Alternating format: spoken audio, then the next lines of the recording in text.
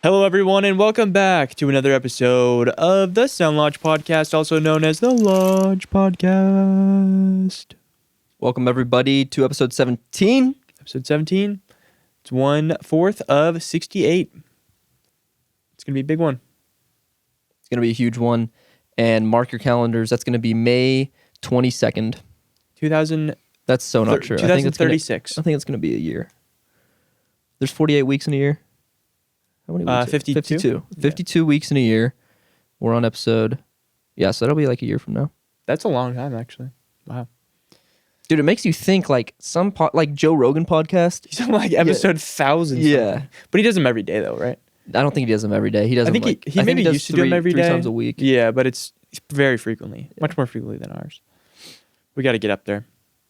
We do, man. We got to be on Joe Rogan level. So facts, bars, keeping it real. That's what we do around here. Yeah. If you ever came to the Sound Lodge podcast expecting anything other than for us to keep it real, you're going to be disappointed. Yeah. Because we're going to keep it real every single time. We don't not keep it real around here. I mean, we ain't even wearing shoes, man. The grippers are out. Yeah. And we got the Patreon cam right up there. Mm-hmm.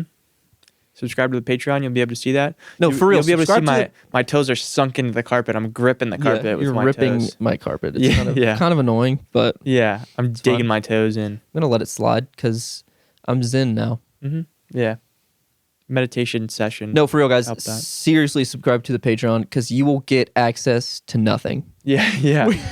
Check out the Patreon because you will give us your money. It's super sick. We have no exclusive Patreon things. We might start doing like 20 bonus minutes of Patreon.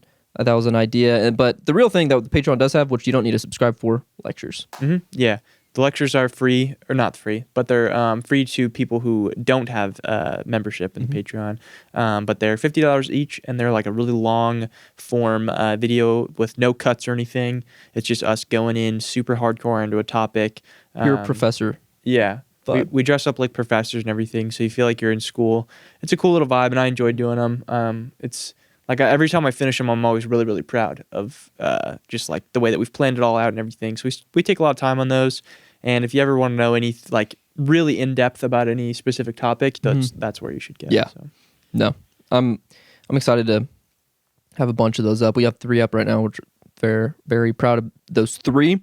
But also, if you guys have any ideas for things you'd want to see on the Patreon, like exclusive Patreon content, let us know. Whether it be behind the scenes, how we set up our podcast, how we film it, or whatever you might want to see. Yeah, Sound Lodge cooking videos, literally anything. Sound Lodge foot cam. Yeah, we'll do that. If you guys pay us enough money, we'll put a foot cam. Felix and I's toes are like this right now. Yeah, they're interlocked. Yeah, we do interlocked toes every episode. It really helps us. That's nothing special, but we're just pointing it out. Well, it really helps us as podcasters because, like it gives us an access to telepathy. So like if I have a thought, I already know where you're going because like the toe connection. Right. I know what you're about to say, and I can say, okay, he's actually gonna bring that up. And then sometimes I'll just be like, you'll be talking, and I'll just be like, I love you, dog. Yeah. And like I'll just let you know, but I won't say it out loud. Yeah. But like so Felix will be talking, and then I just blush a little bit. Yeah. It's like isn't that Avatar where their tails? Yeah. Just me and the homie. Yeah. Gripping each other's toes is what we do. Just doing some Avatar. Mating with tails. Yeah, so that's what we do. That's what we do here on the Slodge podcast. So yep, that's what we do on the lectures actually. Yeah. It's yeah. Pretty much anytime you see both of us on camera, we're probably doing that. Yep. It's no coincidence that you guys can't see our feet in any shot ever on any of our videos. So yeah, no. Recently, last Friday, we filmed a video with Cole and Caleb, and we started the video off. I didn't even know it, but Caleb was like, "What are y'all doing with your toes?" And we're just like, "Oh, dude, we do this every video. I'm sorry, man." Imagine we're just like both feet together, and we just don't bring it up. Yeah. And Cole and Caleb are just like, "The hell." It's like, dude, that's how we're able to have such good chemistry on camera. We just lock feet. No, that was exciting though. That was a fun little video. It's been an eventful week, I would say, overall. It has, man. It was pretty sad actually because Cole moved out. You guys aren't like super duper familiar with Cole, but he was our 4th roommate because we got me, Coleman, Caleb, and Cole. Well, actually not anymore, but we had. And it was a great, like, solid year or so. Yeah, it was awesome. That he lived here, but he's moved out and moving out of the state. Moving Moving to Nashville. And we filmed a little video for your channel, which is going to be really exciting, actually. I think it's just that's one of those videos that I'm just glad that we filmed. Yeah. Even if it's, ends up being the worst video ever, I'm just glad that we have the footage from it because it's a cool little moment. And that was just a lot of fun. I just enjoyed it. Yeah, I'm going to make it as long as I can because there's a lot of cool moments. Yeah, so Cole's leaving. That was a really cool just documentation of like our vibe together. It kind of just feels like hanging with the bros. The whole video is which I'm really excited about. But Cole blew us away. Yeah, I was extremely surprised by how good he did on the recording the vocals. Because like when I first recorded vocals, I couldn't get the timing right, and I would forget the lyrics, and the melodies wouldn't be right, and all this kind of stuff. But like he just pretty much first try every time did it really well. So yeah, if you're watching this podcast episode like 3 weeks after it's been uploaded, that video of mine is probably up. But Cole's a big country fan. He honestly kind of helped me get into country because I used to not be a fan of country, but now I love country. But he's always been a country fan. Never really. He likes singing out loud just because he's an outgoing guy. Yeah. But he's never obviously like sang for real. Yeah, like on the microphone or anything. Yeah. So I just thought it'd be a fun video just before he leaves to all four of us get together and make a song, and then he sings it. And I was like, this song's gonna be bad, but it's gonna be a fun video regardless. And he kind of kills it. Yeah, he really did. He's got a great country voice. Totally. He's just got a great voice in general. Handsome too. I have a clip of from when we went and got my brushes from Guitar Center and Cole came with us. You're holding the camera when we're about to leave and you're like, this is Cole. We said we're going to make into a country star like a year ago and still never made that video. And I thought that was so funny. When I was going through the camcorder footage, I was like, dude, send me that. Even back I want to then. put that in the video. That'd be fun. I will. You might already have it because it was spliced in with the footage from also when you were recording piano for I think Separate Balconies. And you had the piano like stuff set up in the like room with the piano, and I was helping you record stuff with that. Yeah. So you might have it already, but I'll check and see and I'll give it to you. But that's a great little clip. Yeah, I'm excited for y'all to meet Cole. Also meet my brother. Really, So I've been living with Caleb for 3-4 years. I think it's been 3 years. I'm bad with time, but he one of the best songwriters alive. In my opinion. Yeah, no, he's incredible. Most underrated, I would say. Easily, yeah. Because, I mean, like, nobody knows about him. He's got his own music, Caleb Cruz, which is incredible. But he's... Dude, I was listening to the Claustrophobic, the song that you actually played when we were at the cabin. Yeah. That was the first time I heard that song. Yeah, we made that song together. Yeah, I was like, this is really good. And that song has like 250,000 streams, which is nutty. It's so cool. But yeah, I was listening to that the other day just on repeat. It's such a good song. Just like unironically. Like I listen to our music because I'm like, we made this and like I know that I made everything specifically how we like it because it's like our music. Yeah. But like with Caleb's music, I would listen to it even if it wasn't Caleb. No, he's got such a great idea for melodies, which totally shines through in this video. It's really cool. It's 100%. Like, which dude makes me think we need to do that more often, bring him into the videos. Again, he doesn't like being on camera. So that's what stopped me from having him on a bunch of my videos. I remember in Nashville, like, I'd be like, oh, dude, I'm thinking about doing this video. You should hop in. And he'd be like, he just would be like, I don't really want to be in that video. Yeah. I made music with him quite a bit, but he never wanted to be on camera. But this video, he just hopped in because we were all together. And I think hopefully that's going to help him start being in more videos. Because, dude. Yeah, I hope so too. I mean, so many moments. I want people to see like stuff like that because there's so many great moments where like, dude, how do you even just like immediately come up with a melody like that on the spot? It was awesome. Yeah, it was so cool. Especially for a genre that he doesn't do a lot. Yeah, none of us really do a lot. Just straight up country. Like I love folk, but we try to make a pure country song in this video. And yeah, so stay tuned for that, guys. It's gonna be a lot of fun. It was a lot of fun. Cole's out of the house. It's now 3 of us, and there's an empty bedroom, which we need to figure out what we need to do. I was thinking about making a mud room, where like you can only be in that room if you have your shirt and your pants off. And it's just a bunch of mud on the ground. Like a little pig room. Yeah, it's a pig room. Roll around. Every guy needs a pig room. Yeah, that's very true. I think like our house has been kind of lacking the pig room lately. So that's actually a good idea. I think we should do that. Because there's a shower right next to it. So like, get in. We'll take a shower before you get in the pig room. Because we don't want it to be dirty. We don't want the pig room to be dirty. dirty. No, so take a shower, get in, and then take a shower and you can Yeah. get out of there. But We'll even have like little troughs in there, which is like filled with slop. I'm liking this. You just get on all fours and eat out of the trough, and then you go like, all right, I feel nice and refreshed now. I'm ready to work. I'm like, where's Felix? And then I just hear a faint. Yeah, I'm just snorting it Oh, out. he's in the big room right now. Give him about 2 hours. Somebody comes over like, hey, have you seen Felix? Oh, he's in the pig room. He'll be there for a couple hours, but They walk in and you're just like chowing down. You just turn around. You're like, yeah, just absolutely feral. just a bunch of slop on your face. That is totally like a fucking Tim Robinson sketch moment. The pig room. Which we got a question from Götze. This is kind of all over the place, this episode, but Yeah, that's what we're on about, dude. We don't give a flying flipping heckin' crap. yeah. I don't give a rat's ass.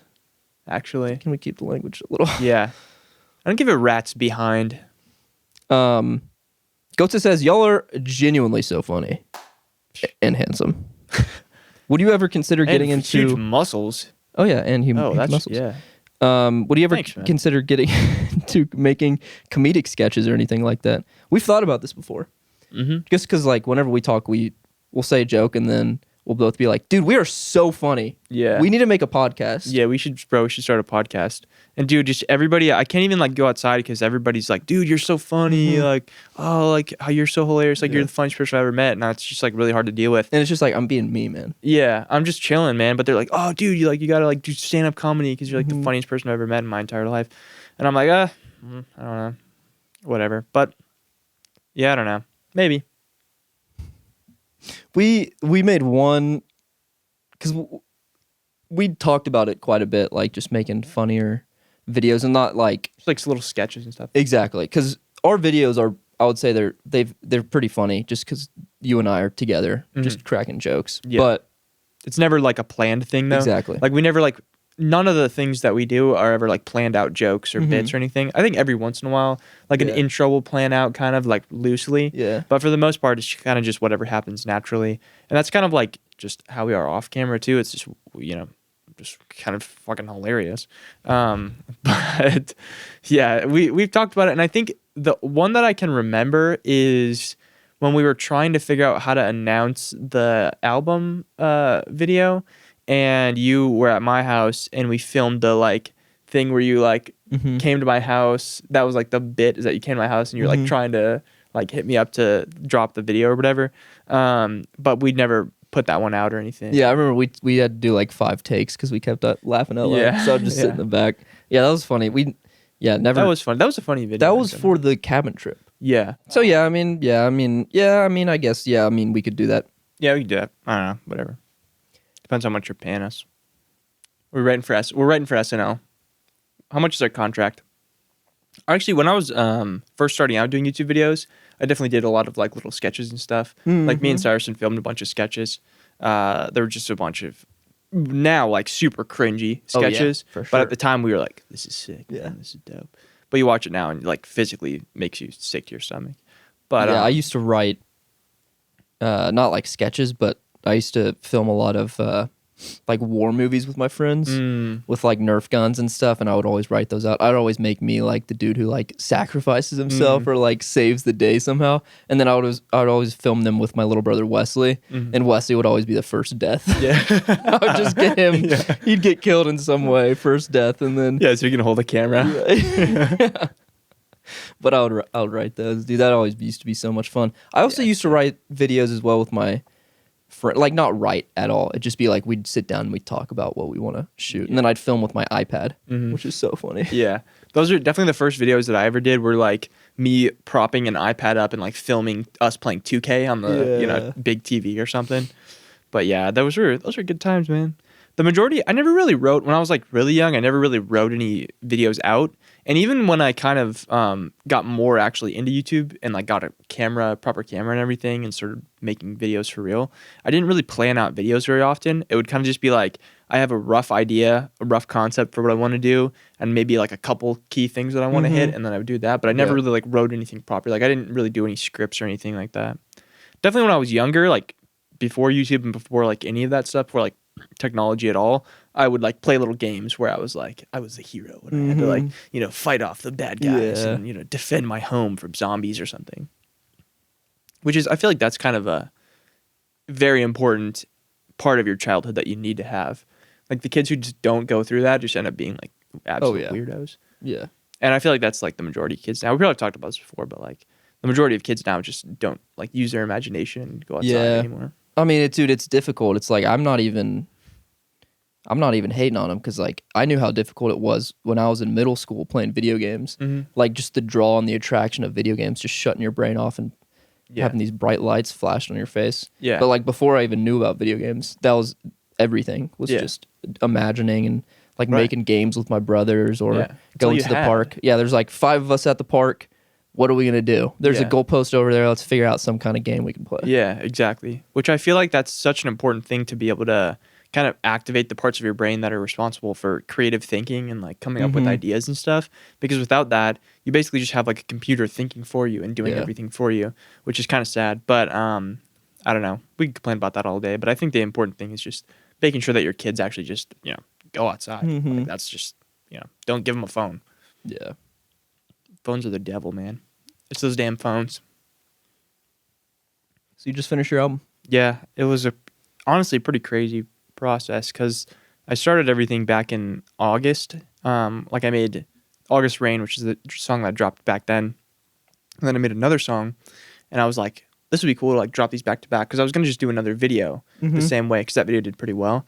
And then it just I never ended up filming the video. And then in November, I think is when I made the majority of the rest of the tracks because I was like, dude, I'm just going to make an album with this kind of like vibe. Yeah. Because I knew I had that other song. And I was like, all right, I just want to put together some sort of like project. And all the songs had like a pretty cohesive sound to them. Like they all kind of sound like a specific style. But I didn't really have anything like any theme to like hold them all together. And then I think it was like after I came back from being home for Christmas, I had the idea to do like camcorder clips and recordings because I always have my camcorder with me, just like recording stuff. And so I have tons of footage, like hours upon hours of footage of just like cool moments and like stuff that I've forgotten about. And so I kind of wanted it to be like an album that captures those like memories and is just kind of important to like me and like important to the people around me. And then like if other people enjoy it too, that's cool. But like just having something that encapsulates the type of music that I'm making right now and like where I'm at with making music. Yeah. And also be able to have something kind of sentimental to like the people that are important, I think was just kind of my goal. And then I knew like, okay, now I'm like locked in. I have an idea. But then I really just like fully locked in and I was like, I'm going to finish this thing the last like couple weeks. And I think I started probably like February, like 20th, around the 20th or so. And then I just have not stopped working on it since then. And I just absolutely locked in. But the other day I like properly finished it and uploaded it and everything, which is, it's a really good feeling. But also like a big part of me is like, I still got a bunch of other stuff I need to do. So I'm still working on like the videos and like the canvases and the like everything that's going to come with it. So a lot of stuff that still needs to be done. But yeah, March 14th is when that drops. So do you feel like, because I mean, you were definitely full fog brain throughout the like 2 weeks that you finished the album. Yeah. Do you feel you uploaded it yesterday? Has today felt like clear or are you still like very foggy? Honestly, I felt like foggy about like a week or so ago. And then it kind of, that just turned into like absolute like autistic hyperfixation, like focus mode. And so now I just have like a list of things that I know I need to do. And I'm like, okay, got to get this done, got to get this done, got to get this done. So I'm just like hyper laser focused on just getting that stuff done. Yeah, I'm not talking about like working because I remember I was very, like, I was able to totally focus on the album and, like, everything in the album. But then once I left my room, like, making dinner or, like, talking to y'all, I wouldn't even remember what I was saying to people. Because, like, that was when I was very foggy. Because I was still totally album. Like, are you... Then yes. Yeah. Like, when you get in your room and you're working on the album, you're able to focus because that's all you're thinking about. Yeah. But everything else is just a blur. Yeah, when you put it like that, yeah, definitely. Because... that's like I just am so like obsessive about this right now, and like just working on this and trying to get it out, that I can't even focus on literally anything else. Yeah. Like I was trying to read the other day. I read the same page like 6 times and retained none of the information. Yeah, because the whole time you're like, okay, the snare on track is like a little bit too loud. Yeah, exactly. And I'm like, okay, I got to do the premiere at this time, and I got to make sure that it starts at this time. So like, there's so many like little thoughts going on in my head, and also for me, a lot of times if I feel like that, like if I feel like I'm just thinking about something a lot, it helps me to like journal it out and just fill up like a page or two of what I'm thinking about. That has not helped with this, because it just it does not, like my brain is like, you need to do this. It needs to get done. I have to do it. So like I literally just cannot shut off that part of my brain that's like, you have to do this. Like last night I literally stayed up until like, I think it was like 2:30 or like 3, just grinding away, because I was like, I need to get this done, I need to get that done. I was working on like short videos, I was working on like teaser videos and all that kind of stuff. So there's just a million bajillion things to get done, and I feel like once the album is like properly released, I'll probably feel a little bit more like freed up, and definitely I'll want to like celebrate it somehow, because I feel like it's a big deal. Totally. But now I'm just so laser focused on doing all the things I need to do to get done. Yeah. No, we should definitely celebrate on release day. 14th? Yeah, 14th. Everyone go pre-save. Pre-save it. Link in the description. Link in the description. No, dude, that's what sucks about being, like, doing everything yourself, which I think that's the way to do it. Because, like, this is, how cool is that to think about this is 100% you? Yeah, completely 100%. Like, this is just Fizo. Yeah. This is Fizo's art. Not even really, it's now just, like, your art, because it also, it's like Felix's art, because it has these audio bits, which is really cool. Right. But that's the thing that sucks about doing everything yourself, is because this isn't 9 to 5. It's not like 5 p.m. hits, and now... All right, time to go home. Yeah, time to go home, time to eat dinner, time to watch a TV show, then go to sleep. Like, 5 p.m. hits, and let's say you do take a break and you try to go read outside. In the back of your mind the whole time, you have this list of things to do, and your office is 5 steps away. Yeah. So it's like, why am I not doing this? Yeah. And I know I need to finish the album right now, because there's things that I need to work on to make money. So in order to get over there, I need to finish this first. Yeah. So you're just working 24-hour days back to back to back, trying to finish an album that you think the finish line is the next day, but it always is pushed back one more day. Yeah, it's the day after, and then it's the day after, and then it's the day after. So it's just, that's the hard part, is that there is so much to work on, and nothing's stopping you from working on it. Yeah. And especially when you have like the drive and the desire to work on it, that's what you're gonna do, you know? And it's funny, because we talked about that on another episode of the podcast, of like, it's good to have like a healthy relationship with the art, and like make sure that you like take breaks and all that kind of stuff.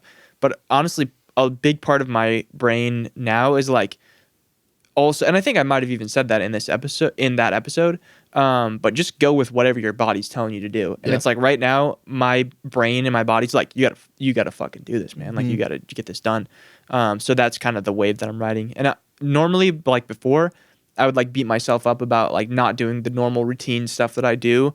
But right now I'm just so one track minded that my brain doesn't even think about any of that other stuff. When's the last time you lifted?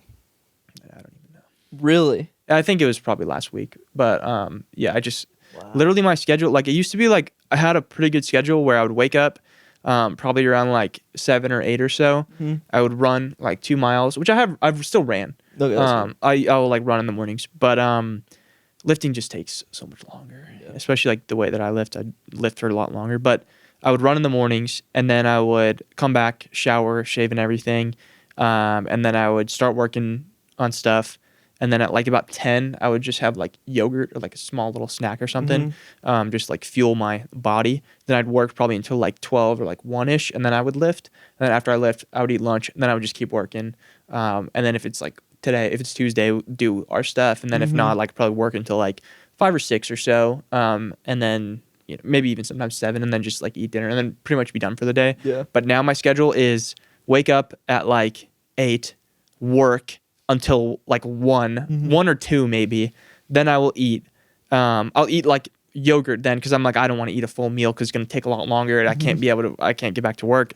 So I'll eat like a small thing. Usually, actually, I've been eating in my room now while working, because I'm like, I can't waste any more time. Like my brain's not going to allow me to. So I just go right back into my room, work until probably like 6 o'clock, 7 o'clock, and then I'm like, all right, now I need to eat like actual dinner. So I'll get out of my room and like give myself a break, and then I'll just go back and I'm like, well, I mean, my computer's right here, it's on, and then I just work until like 2 o'clock, and so it's extremely unhealthy, and I wouldn't recommend it to anybody. But I do feel very productive, and I am hopeful that this whole thing will be a success. So Yeah, I mean, even if it isn't, it'll be a success in your eyes and a success in a lot of your subscribers' eyes. Yeah. Of like, just it's the coolest thing is that it's something for you to show to people of like, this is what you've been preaching.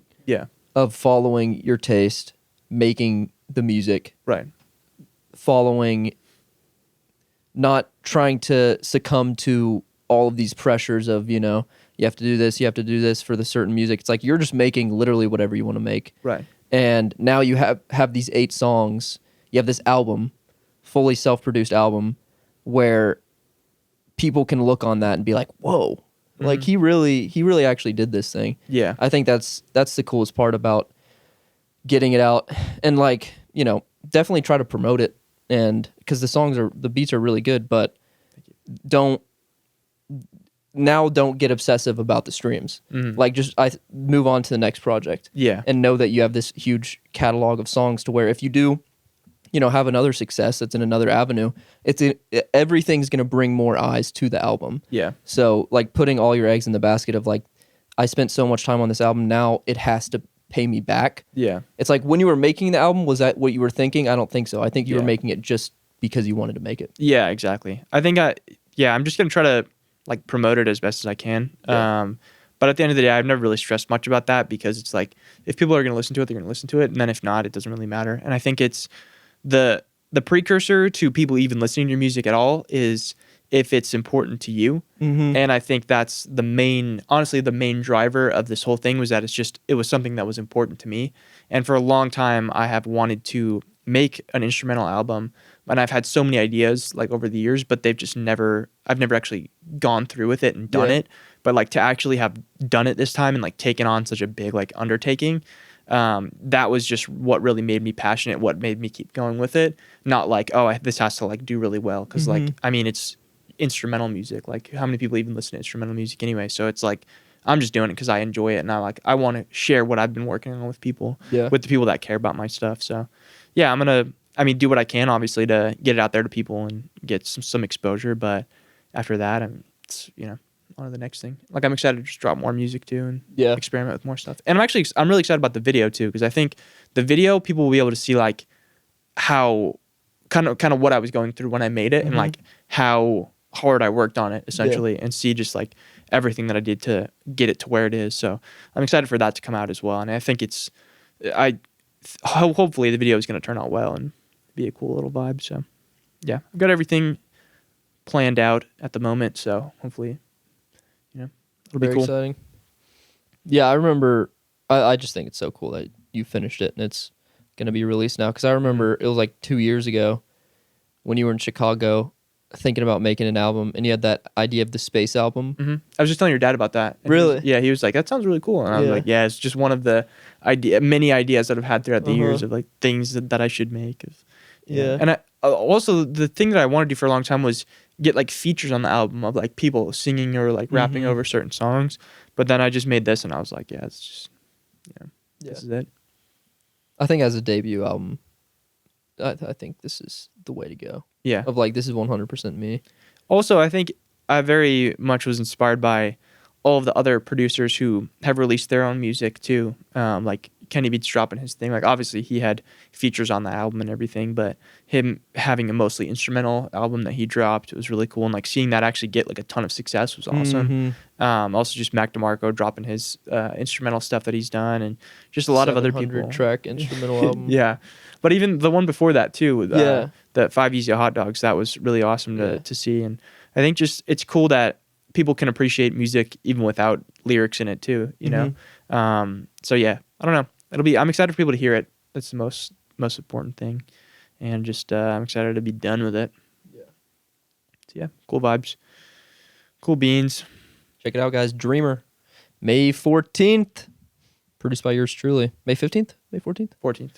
14th. Friday. So I'm assuming you haven't been listening to music. Yeah, I guess that was the question. Let's see, what have I been listening to? Honestly, probably not much at all. I don't even really have the mental capacity. Dude, sometimes you don't listen to music, man. Don't make it up. Don't lie to our fans because we don't do that. Actually, one thing I've been listening to, I don't even really know what it's called. You weren't listening to them. Oh, all right. Oh no, I was listening to King Gizzard and the Lizard Wizard, and they're crazy, man. I had only heard a couple songs there before, like the really indie ones, but like they have such a wide genre of music. Yeah. Like they have like metal stuff, and like they're all just really great musicians, just incredibly I haven't listened talented. to them in so long. I need to. They've got some crazy stuff. Yeah. But I've also been listening to this genre of like, it's not flamenco guitar. I think it's like Brazilian something or other. It's like viola something. I don't know what the other word is. Like viola something with a C. But I saw like a video on Instagram of this guy playing guitar, and it was like the most incredible thing I've ever heard. And somebody in the comments was like, "What song is this? What is this?" And somebody suggested it. So I looked it up on Spotify, and I found a bunch of songs like that. So I'll send you one or two so you can hear. But you would like it. It's some really cool stuff. Like it's really great guitar playing. That's sick. So yeah, that's what I've been listening to. Just from various artists playing that genre. Yeah, I don't think it was any. Probably a couple of them have like more songs that are like in that same vein. But yeah, it was just like a compilation of different artists. I've been listening to a lot of Bay Ledges, which you should check out Bay Ledges because you just dropped an instrumental album. Bay Ledges, I've played a few of his songs. Very good producer. He most of his songs he sings on, but there's a lot of just because he produces his own music. Some of them are just beats. That's cool. And it's like beachy Mac DeMarco, which is really cool. That's sick. It's like Jack Johnson, Mac DeMarco, beachy vibes. That's sick. Which he's dope. Bay Ledges. And then also just been listening to the Legends, Dire Straits. I had a little Dire Straits kick. I have a little Dire Straits phase every once in a while too. They're so good, man. Yeah. Mark Knopfler is actually like one of my favorite guitar players ever. Really? Yeah, like definitely one of the biggest inspirations guitar playing wise for me. Yeah, he's awesome, man. I love my MTV. All right. All right, let's kick it right off. Let's get right into the questions, guys, because that's what we do around here. We answer your questions, so please ask them in the comments, nor ask them in the Discord, or both. Or send us a letter. Yeah. Our address is yeah, and then just beep it. Our address is beep beep beep. I got you. There you go. Yeah. So send us a letter via messenger pigeon, and we'll receive it, and then we'll open up and be like, "Hey, this is a cool question." And then imagine we don't answer your question after that. You send us a question via messenger pigeon, and we're like, "It's a shit question." The one surviving messenger pigeon. You use it to send it to Sound Lodge. Yeah, and then we kill it too. Hey, appreciate you. We snap its neck. We wouldn't do that. And burn your question. We would. I would. Hopefully I get to the question first. Anyways, so here on this podcast, we answer you guys' questions. So ask them. We don't burn the questions. We only burn the pigeons. First question is from shotcurt. And they say, how do you think the places you've lived in affect your music? ? And there's one fire emoji reaction to that question. So, guys, that's how you upvote, because that's kind of like a Reddit thing. You're probably not a Redditor. Yeah. You're probably not a hardcore Redditor. That's just a Reddit thing. But it's kind of like upvoting, like in the Reddit world. So if you want to upvote a question and get more eyes on it from us, then you can either put a fire emoji on somebody's question or a tree emoji. That's a great system there. Because perhaps somebody has a question, you're like, wow, that's a good question. Yeah. And then you can just boop, put a little fire. Or tree and fire emoji, like a forest fire. The other way you can do this, that's a good question. You can report them, get them kicked from our server, and then you ask the question. Yeah, that's a good one too. Yeah. Report them for racism, and then they get banned, and then you ask the question yourself. Yep. But without the racism. Yeah, but don't say anything racist. Yep, please don't.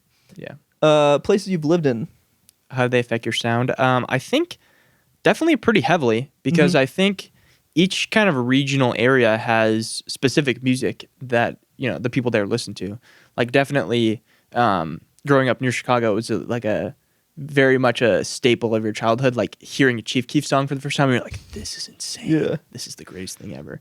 And like, I'm sure just naturally how it works is that like artists who are popular in a particular area, people have more of an affinity to those artists. Like people who are in the northern folk area, for example, have just more so an affinity to like Noah Kahn and like folk artists and stuff like that. And same with down in the South, like people like country artists because a lot of the country artists are from the South. So people like the people that are from where they're from. Yeah. So naturally that's going to affect your sound. So you're going to look up to those people who are making music from your area. And I think also the kind of vibe of the place you live in too is going to affect your music because like, for example, in Russian post-punk music, it's a very kind of dark, depressing music. Yeah. And that's very much inspired by the landscape and the world that they live in because they're, in an oppressed communist society.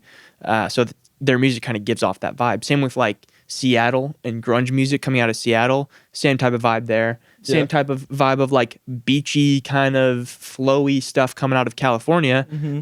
Same sort of deal. So yeah, I think it really heavily affects your music and kind of the art that you make in general, any sort of art. It's just you're influenced by everything around you all the time. Totally. So where you live is going to make a big impact. Most of the time, it's also subconsciously. Yeah. Like you don't do it like on purpose most of the time. You'll probably say like, oh, I'm not influenced by. Like if you live in Texas, you're like, oh, I'm not influenced by country music.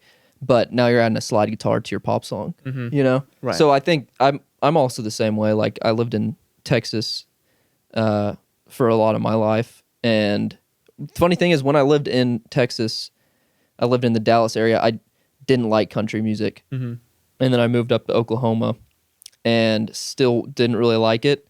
And then over time, I've just started to like country music more. And a lot of it ties to like my roots as well. Like I feel kind of like proud to be like, because my whole extended family's from Texas. So it's like a part of me, you know? And I used to hate it, which is funny. And it also totally shows in my music too. Because like even when I make folky songs, I make them like they have a country vibe to them. Totally. But I think also like the music I listen to, I just love it when I find an artist from Oklahoma. Totally. Like Wilderado, knowing they're from Tulsa, or Husbands, who's been one of my favorite bands.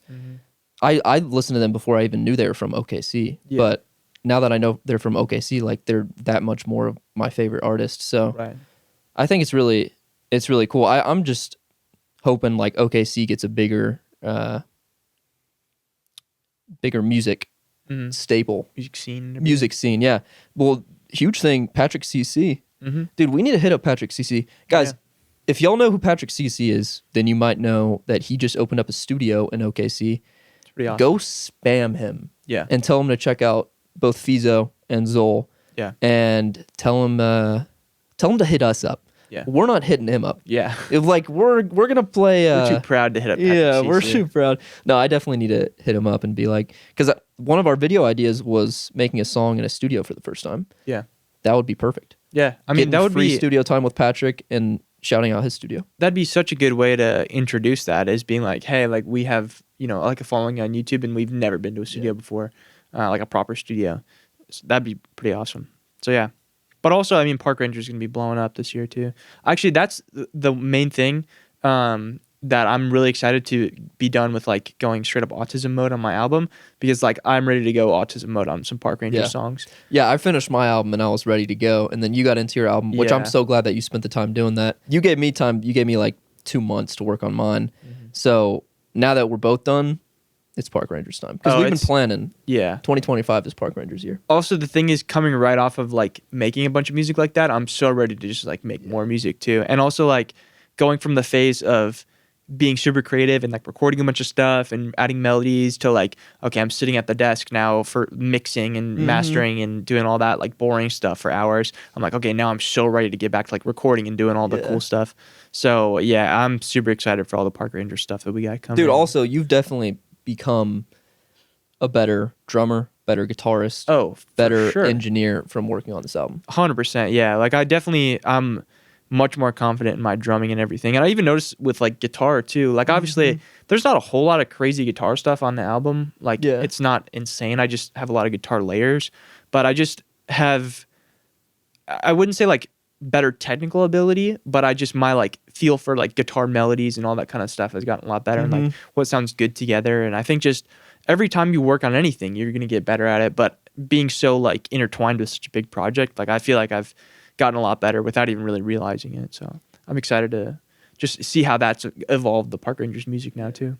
No. And you're doing your whole thing. Like we haven't made a Park Rangers song in a minute now. Dude. And to see like kind of how it's going to evolve from before is really cool. Yeah, I mean, our first 2 songs we made like half a year ago. Yeah, which is exactly weird to think about.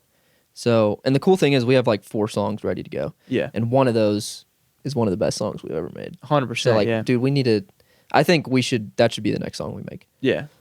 Drop that, make that music video we're talking about, and just get people hype about Park Rangers. Because I agree. If that song turns out like 50% of what I envision it to be, then it's going to be the best song we've ever made. And I think people are just going to just be as excited for Park Rangers as we are. I agree. And also getting into the live scene, man. I heard that doing live music like boosts your engagement and your fans. So yeah, I'm really excited to do that. It's a really good way to increase your local fan base. Somebody told me that, and I was like, whoa, wow, yeah, I never thought of that. I think we need to do that.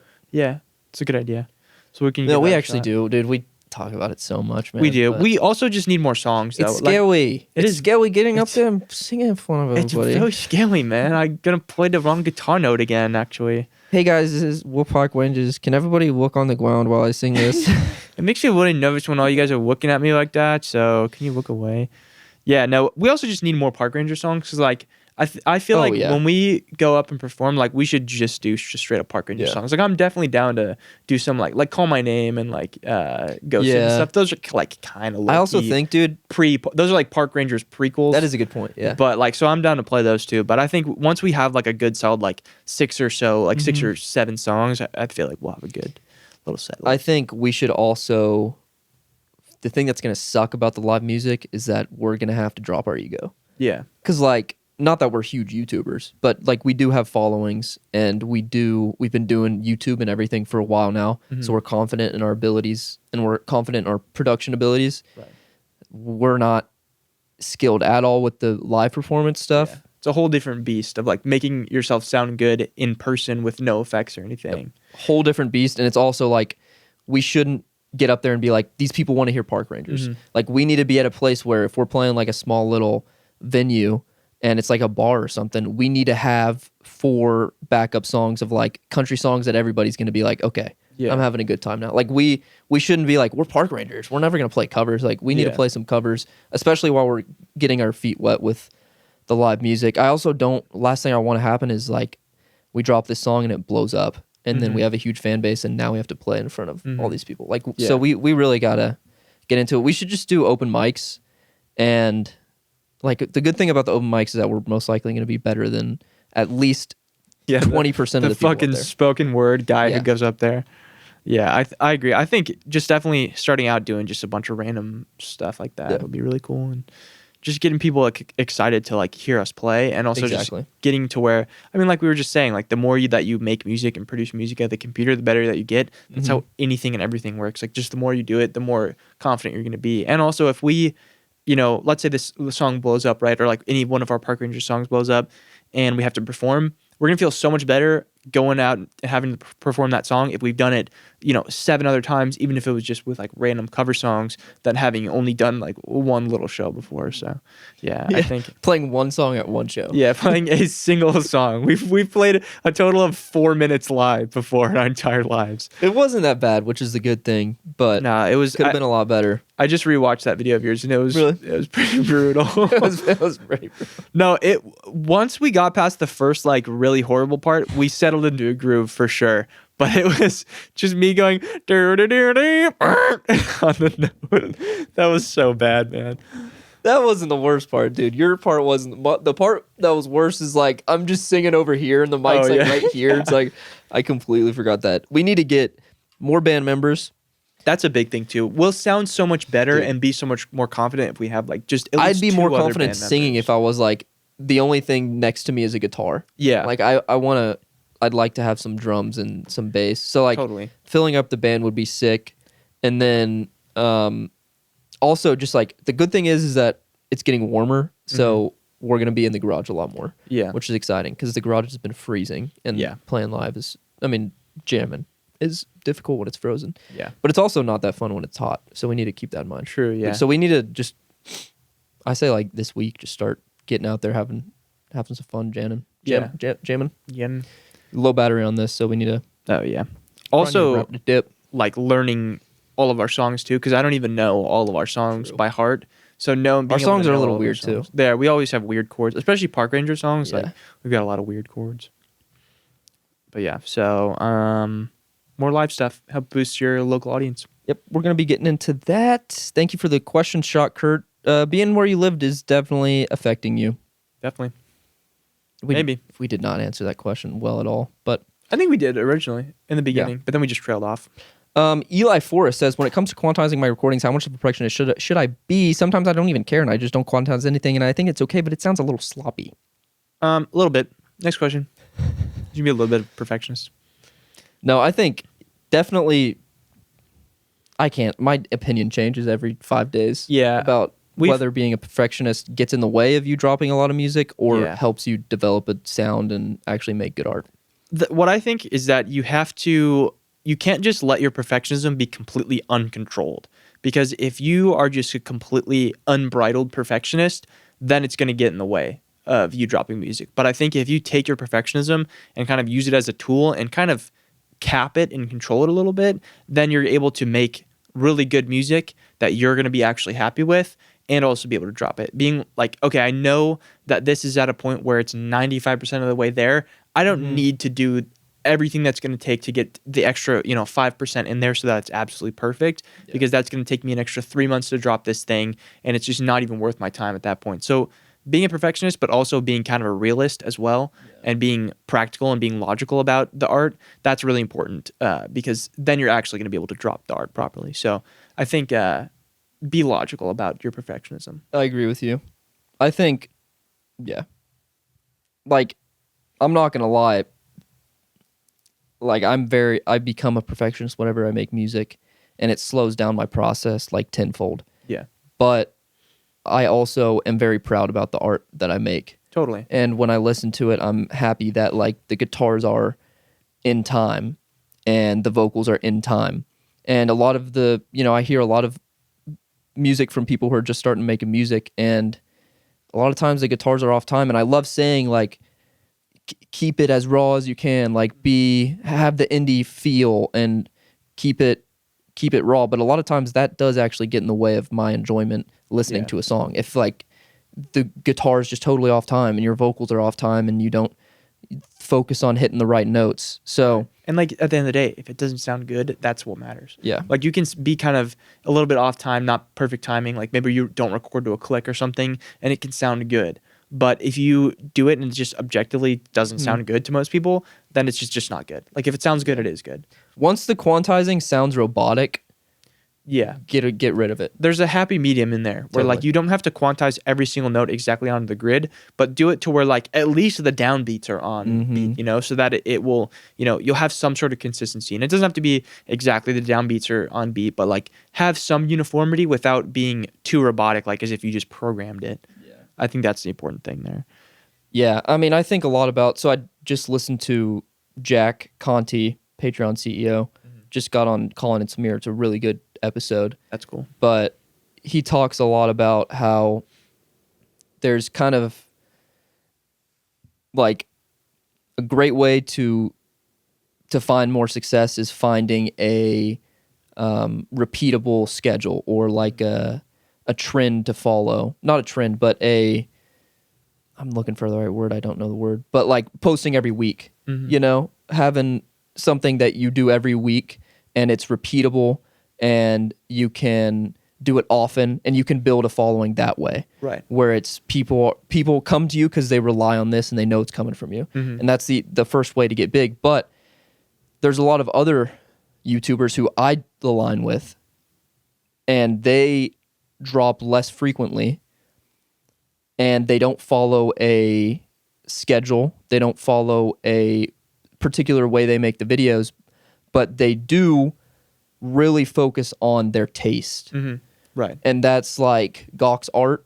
Yeah. Totally. He makes the coolest videos ever, doesn't follow a schedule at all. Yeah. But you know a Gawk's art video because he's been the perfectionist when it comes to lighting and when it comes to getting the good shots. Exactly. So there's different ways you can be a perfectionist in different areas, and I'm glad that my perfectionism is in like developing my sound, because I feel like I am getting closer to like having a, Coleman sound to the way that totally, yeah. and also to the way that I make my videos. It's like that road trip video, I just dropped 9 out of 10, by the way, which I was expecting that. It's just a road Better trip than video. 10 out of 10. True. But I feel like that video has nothing to do with music other than the 2 songs I sing in it. But I feel like the look and the feel and the editing does kind of feel like one of my videos. Yeah. That was a sick video. Thank you. Also, oh, nice. Well, there goes the recording. I'm going to yell now to talk to the camera. No, what are you going to say? You're going to say something really nice about me and you're going to validate me? Yeah, I was going to say that I didn't like your video until I heard the Far Caspian song. I was like, okay, yeah. No, I liked it immediately. That's what I do. Support the boys. We love each other. Well, as homies. not in a weird way.